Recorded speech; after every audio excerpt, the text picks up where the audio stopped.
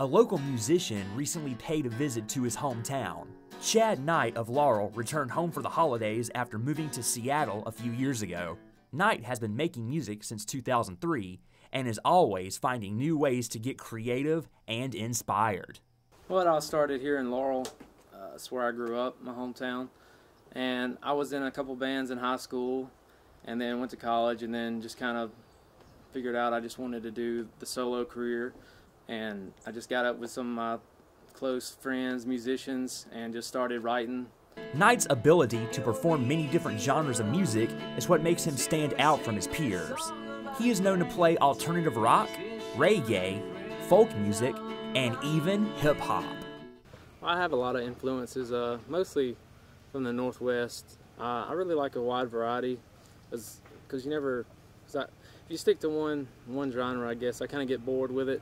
Now, while the name of the band makes them sound like more of a solo project, the entire band has a very diverse sound for an unknown local trio. The Chad Knight Trio played a special concert Tuesday night at Laurel's Jitters Coffee House. The show was in support of his latest album, the Shy Daydreamer EP. Knight wanted to give back to his hometown fans who helped him get his early start. But basically, the new album, Shy Daydreamer, it's very, very thick and bold and personal.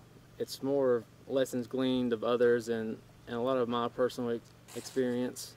Chad Knight has put out 6 albums in the last few years, and rest assured, this man will continue to pick up his guitar and make music for years to come. Reporting for 7 on Your Side, I'm Matt McGovern.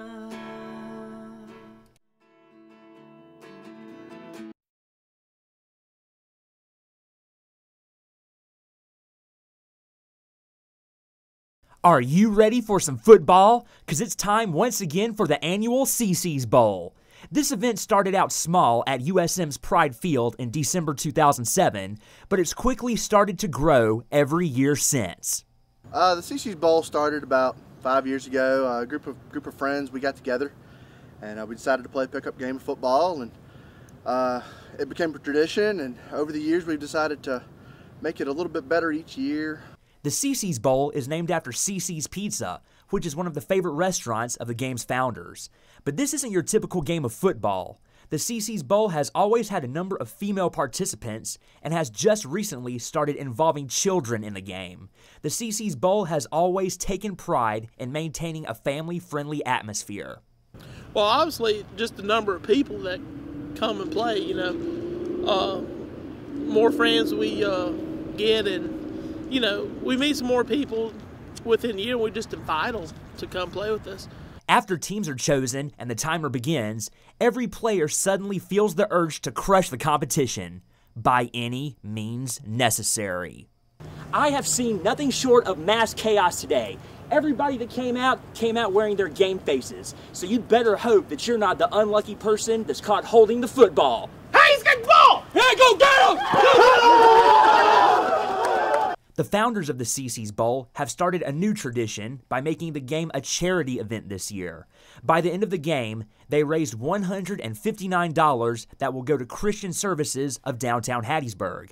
But how do the people of CC's Pizza feel about all this? Well, I think it's great that they involve us. This is the second year that I've been aware that they've had the CCS Bowl, where they've played football game, then come to eat at CC's Pizza, and this is the first time that we've really gotten involved as far as assisting them in their charity efforts. So we're thrilled to have them and thrilled that they're using our name. Now that it's game over, it's time to head over to CC's for the after party. As the players eat their pizza and drink their Cokes, one can only imagine what these guys have planned for next year. Reporting for 7 on Your Side, I'm Matt McGovern.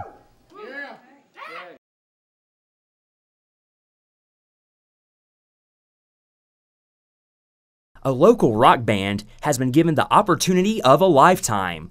Small Room 9 is based out of Seminary, and these 4 men have been given the chance to perform in the annual Cannes Music Festival in France this January.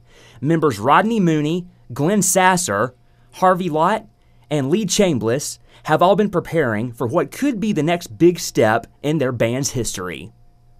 Small Room 9 began when we were in high school, basically. Some of us were in high school, some of us just starting college, and we've had a good time.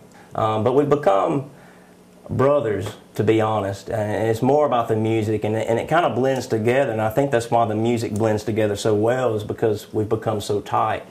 People have been given the chance to cast their votes for the band to play the festival through Small Room 9's Facebook page.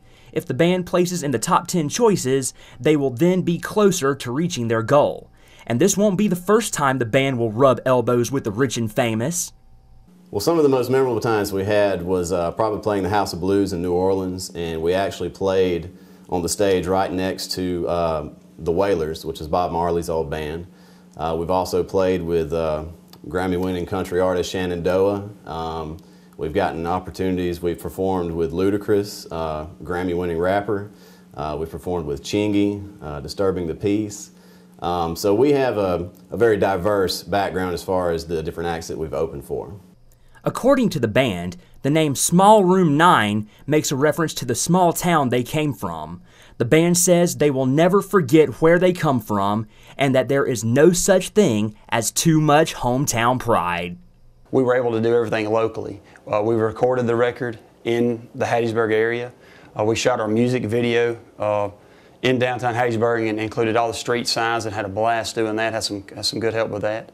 We also were able to incorporate USM's gospel choir on one of our songs, which was a big thing to all of us to get to do. And we actually got to record it in the cathedral on the USM campus. Small Room 9 currently plan to tour Switzerland and Germany early next year. And remember, if you want to vote for Small Room 9, be sure to visit their Facebook page. You can vote once per day, so be sure to visit very frequently.